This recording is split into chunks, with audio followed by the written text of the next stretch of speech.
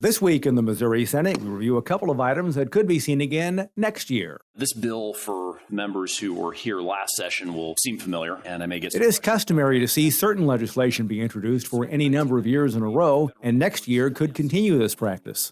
During this year's regular legislative session, the Missouri Senate Judiciary and Civil and Criminal Jurisprudence Committee heard several measures that did not ultimately become law.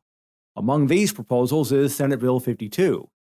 This legislation sought to change part of state statute overseeing what is known as discovery. Senator Tony Luetkemeyer of Parkville, who also chairs the Missouri Senate Judiciary and Civil and Criminal Jurisprudence Committee, is the sponsor. Despite efforts by this legislature, Missouri continues to operate under the old rules in which there is no presumed limit on the use of various discovery tools. As a result, lawsuits in Missouri can drag on for upwards of 5 years before a case is finally resolved. Most attorneys will tell you that the single most time-consuming aspect of civil litigation is the discovery process. This legislation will bring Missouri in line with federal courts and the majority of other states that have already adopted some form of the federal rules limiting the scope of discovery.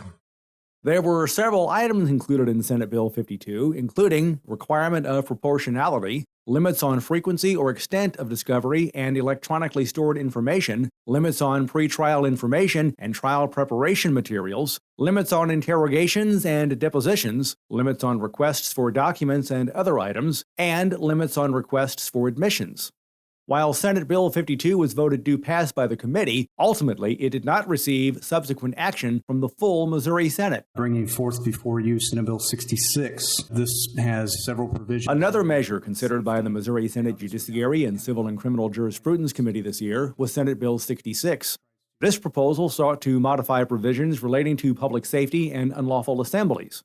During committee discussion, panel member Senator Karla May of St. Louis mentioned existing state statute that may already cover this topic.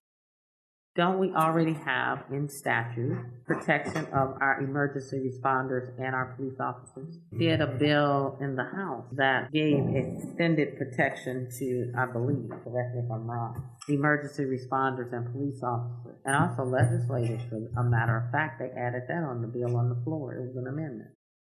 While Senate Bill 66 was voted to pass by the committee, the legislation itself was not part of full Missouri Senate discussion. However, elements of this bill were included in Senate Bill 26, which has since become law. Overall, Senate Bill 26 relates to public safety. In it, from Senate Bill 66, is language covering local law enforcement budgets, offenses ineligible for probation, and vandalism. And remember, you can follow these and other issues facing the Missouri Senate by visiting our website, senate.mo.gov. Reporting from the state capitol, I'm Dean Morgan.